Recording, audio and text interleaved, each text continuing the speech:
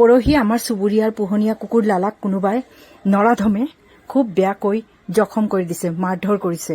গোটেই গাতে তাৰ তেজ ওলাই গৈছে আৰু মই কোনোমতে হালধিৰে বেণ্ডেজ কৰি দিছিলো। পিছদিনাখন আমি লালাক খানাপাৰাৰ ভেটেনাৰী হস্পিটেললৈ লৈ গলো আৰু তাতে গৈহে ধৰা পৰিল লালাক কিমান নিৰ্মমভাৱে অত্যাচাৰ কৰা হৈছে, মাৰিছে, কোবাইছে। মানুহ আমাৰে সমাজৰ কোনোবা এজন মানুহে তাক এইদৰে নিষ্ঠুৰভাৱে মাৰিছে। তাৰ গোটেই মঙহ ফাটি গৈছে, হাড় ওলাই গৈছে, কিমান কষ্ট খাইছে ৰাতিটো।